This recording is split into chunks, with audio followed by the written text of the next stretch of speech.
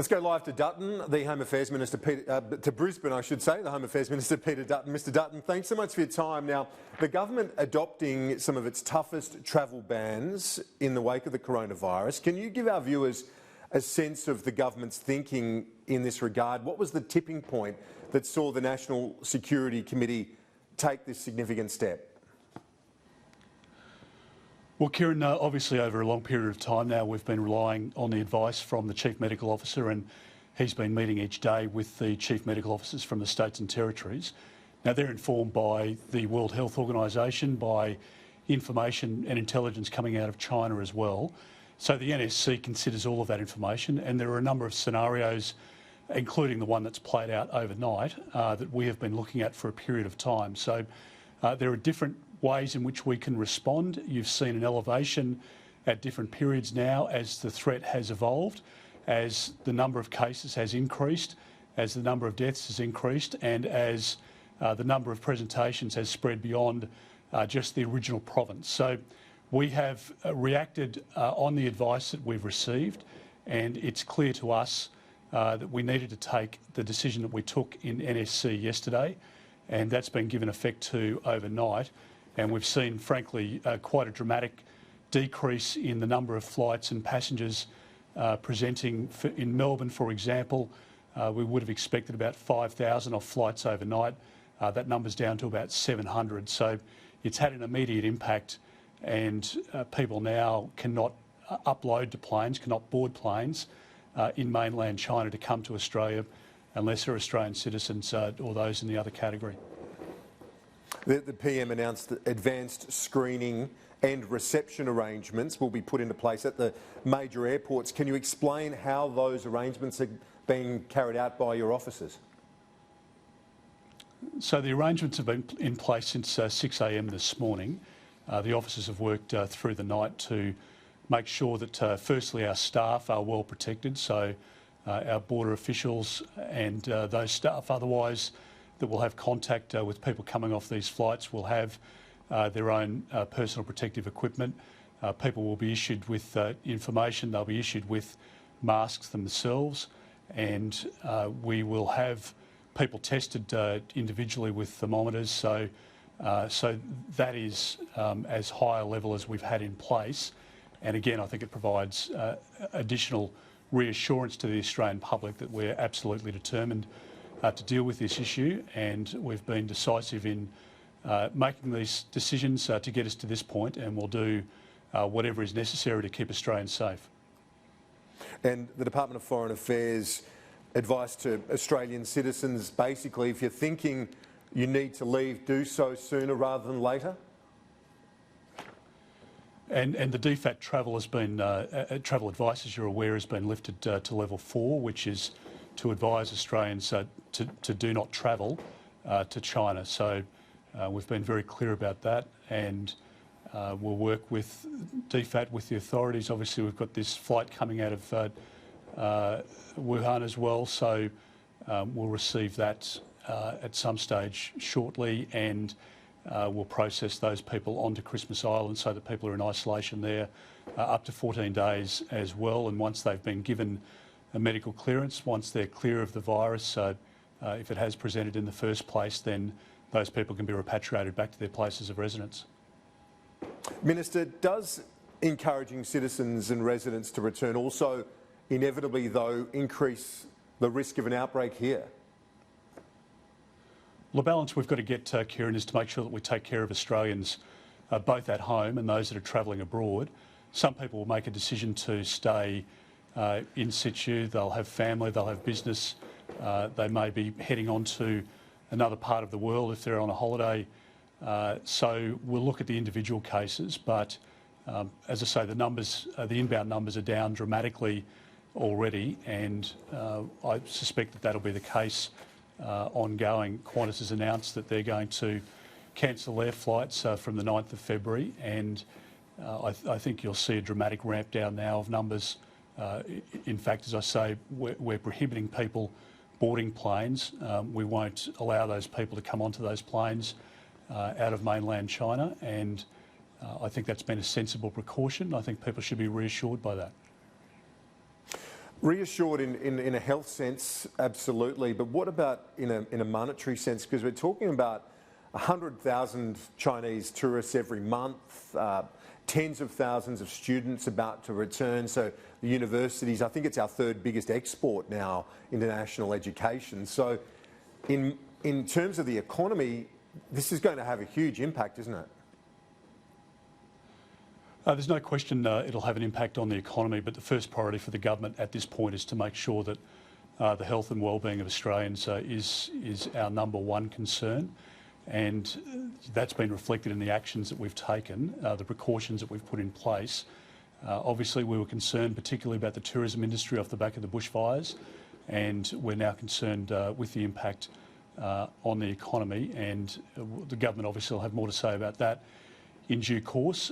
We hope that China can contain the issue and that we can move on from it as quickly as possible, but it's likely to be more protracted than that, and we need to deal with that. We need Australians, frankly, if they're considering a holiday at the moment, to reconsider whether an outbound overseas trip is what they want to do. If they've thought about seeing parts of Australia, regional Australia in particular, now might be a good time to book that holiday. So I think there are a number of aspects to this that are still to play out, but no doubt, given that we are having arrivals, as you say, of about 10,500 people a day from mainland China, it does have an impact, no doubt, on the economy, and we're working with the education sector at the moment to look at ways in which we can support. Though I think the numbers indicate that about half of the international students are already here, and about half are not.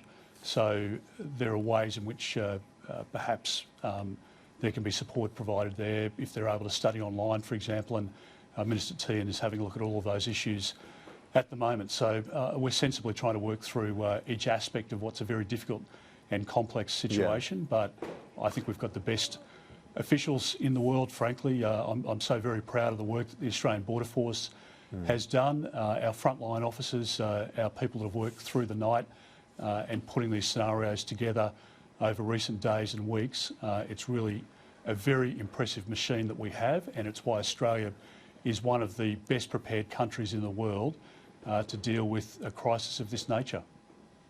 Are you worried that combined with the fires, you touched on the impact of that as well, that it could tip the economy into recession? Sorry, Kieran, your volume's just dropped down there. I was just suggesting that some people have raised the prospect of possibly a recession with the fires and the coronavirus combined. Is that a concern? I'll just have to get them to check the volume, but I heard the word recession in there. So, look, from our perspective, we are absolutely concentrating on what's happening with the health of Australians who are stuck in mainland China. We're dealing with that very real issue, and we'll deal with the economic impacts in due course. But as we did in the bushfires, we dealt with the immediate threat and then looked at ways in which we can provide support to businesses, to individuals affected, and that preparation is already underway behind the scenes, and as I say, the government will have more to say about that. But I think it's a very important point to make is that the reason the government's been so serious about cleaning up the mess that we inherited in the budget, in the economy, is that we needed to have money in the bank, and we needed to make sure that spending was under control so that when inevitably an event like this takes place, we are best prepared to deal with it. And I think full tributes, frankly, to the Prime Minister, to the Treasurer, to the Finance Minister for the way in which they've prepared us to deal with these difficult issues. Hopefully we've fixed that volume now, if you can hear me okay. What's the advice? You mentioned the evacuation from Wuhan. What's the advice that you have now in terms of when that flight will take place for Australian citizens and residents out of Wuhan?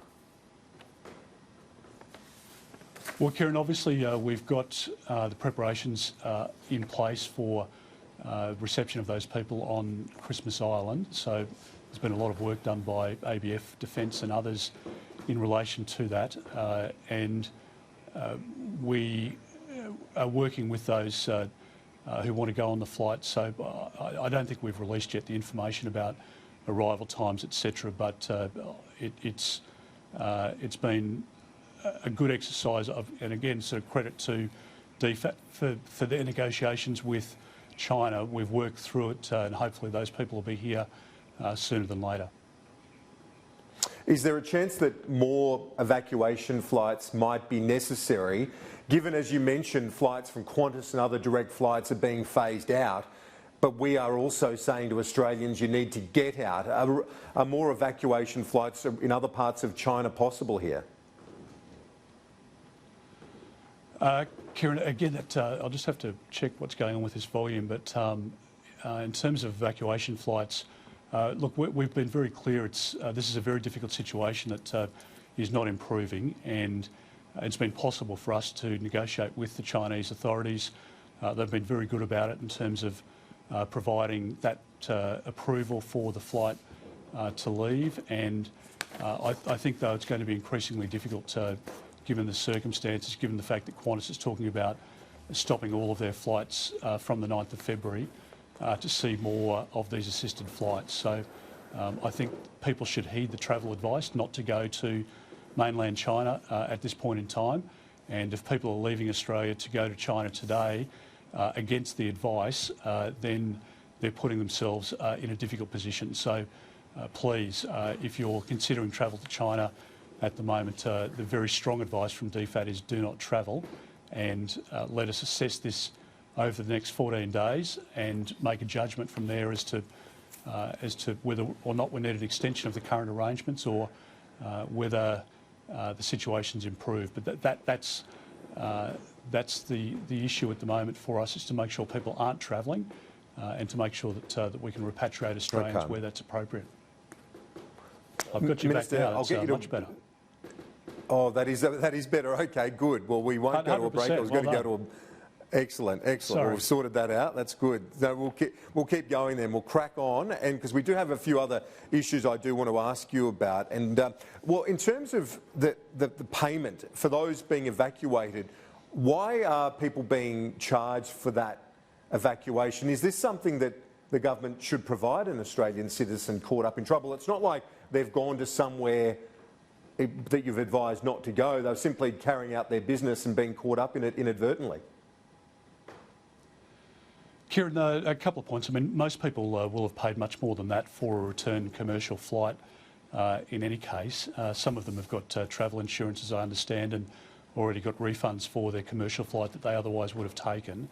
There is also a precedent, as I'm advised from DFAT, that in circumstances before people have paid an amount of money, and the fact is that it's a charter flight and there'll be a significant expense to the Australian taxpayer. So in the circumstance where the vast majority of these people will have been will have either paid or had intended to pay a commercial rate to return home, I don't think it's inappropriate that there is that charge, that there is recovery at least of some of the cost that we're expending for the charter flight. I think that's a common sense position. If there are extenuating circumstances, we'll look at those individual circumstances, of course, but I think for most people they will have been returning back commercially and they would have expected to pay something in the order of that $1,000 to return anyway. Indonesia, Japan, South Korea, the EU, UK, USA, they all had evacuation flights arranged with China before Australia. There have been some concerns that the hold-up was because of our recent poor relations between the two countries. Is that a fair concern? No, not the case at all. And we had in-depth discussions in the NSC about this planning and about the way in which we would stage the assisted removal of these people. And but we need to go through a process in China. We need to get approval from the Chinese authorities. That's their sovereign right, as you would understand. In the case of the United States, as I understand, that they haven't lifted US citizens out. They took 157 consulate staff, given that they had quite a large number of staff in that province. And they lifted those staff on a military aircraft, took them to Alaska, where they're in isolation there, and then they returned back to their homes in the United States. So again, I'm not sure that's factually correct, the way in which some people are interpreting that, I think DFAT's acted entirely appropriately. On a few other issues before I let you go, Bridget McKenzie, you said a week ago, if you strip away the emotion and look at the facts, as we should do, I don't think that a case has been made for Bridget McKenzie's removal. Is that still your position today?